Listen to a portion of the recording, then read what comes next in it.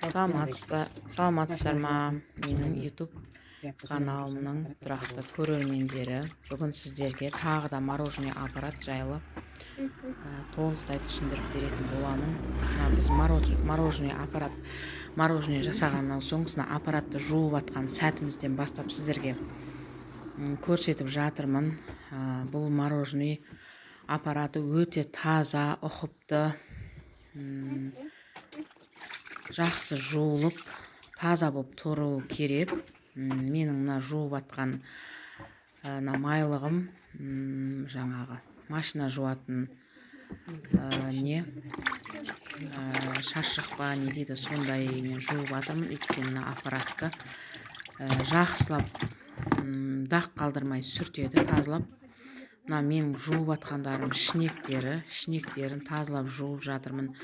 Мынау өзінің бас жағында келіп тұратын пластмасы болады. Осы шнекті айландырып тұрғанда сақырламай, даусы шықпай тұратын. Осылай жақсылап барлығын жуып тазалап аламыз. Бұны күнделікті шайып жуып тұру керек.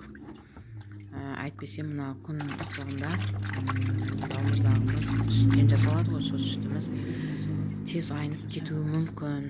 Барлығын осылай жуып, шайып, мынандай өз орындарына салып аламыз. Мынау бізде мороженое тамып тұрады. Онша тамғандарын жаңағы осы жерге қойып қоямыз. Жерге тамып кетпеу керек мороженелар.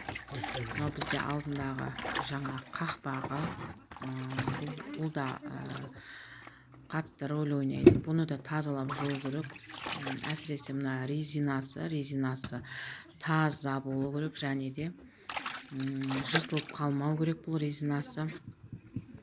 Алдынан мороженое жаңағы сүт ағып кетпеу үшін осы резинка барлығын тартып бекітіп тұрады.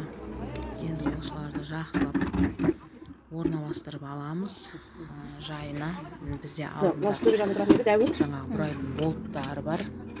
Оны алдындағы видеомда да түсіндіріп айтқанмын.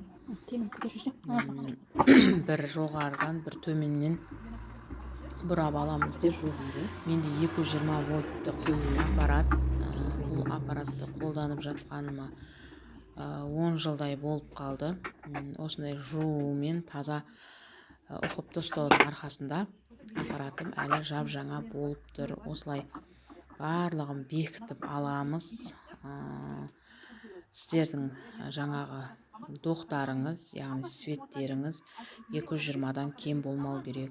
198-ге, 200-ге светтеріңіз түсіп кеткен жағдайда аппараттарыңыз шиқылдап қосылмай қалады. Осылай барлығын бұрап, жай-жайына қойып, сүртіп, тазалап аламыз барлығын. Және де бұл аппараттың бір жақсы жері жаңағы сіздердің жаңағы қалталарыңызды көтереді. Алматыда болсын, барлық жерлерден іздесеңіз 350 мен 400 мыңның арасында сатылады осы аппараттар. Қазіргі ценада, бірақ бұдан да үлкен жақсы аппараттар шығып кеткен. Бірақ қолайлысы осы аппарат. Осылай енді сіздерге қоспасын көрсетейін, бірақ енді қоспасы рецепті бұның сатылады. Қолжетімді бағада біз қантымызды сабалып, қантымызға осылай қоспаларымызды араластырып аламыз. Осылай мен уже 10 жылдан бері үйреніп бағам, көз мөлшерімен сала беремін. Сіздер алатын болсаңыздар, сіздерге граммен барлығын жазып беретін боламын. Осылай бірінші жаңағы бізде шекер дейміз ғой, шекерімізге бәрін жақсылап араластырып аламыз осылай. Сосын үстіне піскен сүт құямыз. Өйткені сүттеріңізді пісіріп, кешке таман холодильникке салып, мұздатып қоюларыңыз керек. Піскен сүттен сататын болсаңыздар, ешқандай қорықпайсыздар. Бруцеллез болады деп, балаларымыз ауырып қалады деп қорықпайсыздар.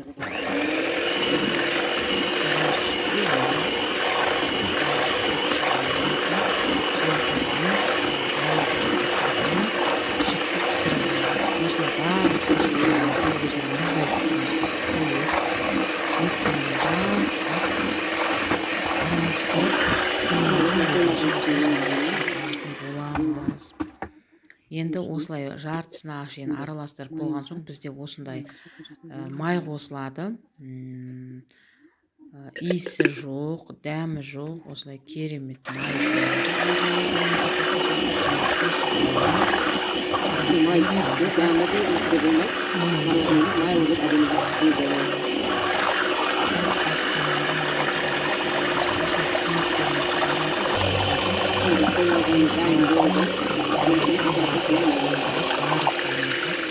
Қалған сүттеріңіз сол мұздай жерде осы сместеріңіз тұру керек. Мұздай жаңағы сүт мұздай болса, осылай балмұздақтарыңызда керемет болып шығады. Енді бұны аппаратымызға құйып аламыз. Холостой бос айналатын әшейін шнектің өзі бос айналатын қоспаны мен қосып қойғанмын. Сонымен алдын ала айландырып аламыз. Бос айланғанның жаңағы себебі ішінде нелер ауа қап кетпейді. Толықтай сүйектіміз ішіне шнектердің ішін бәріне толып жақсы болып тұр. Холостой айландырып енді бұл құйып болғаннан кейін холостойымызды өшіреміз. Жауып холостойымызды өшіріп, қардың суреті бар балмұздақ жасауды бастаймыз. Біздің балмұздағымыз қатыға кетті. Мынау бізде пәресі осылай тоқтаусыз айланып бізде балмұздағымыз қатып шықты 99%-да. Енді сіздерге балмұздақты құйып қалай шыққанын көрсететін боламыз. Мынандай вафельницаларымыз бар. Бұл вафельницаларымызға қосатын әртүрлі кусышкаларымыз, дәмдеушілеріміз, сироптарымыз, бетіне шоколадымыз бәрі бар.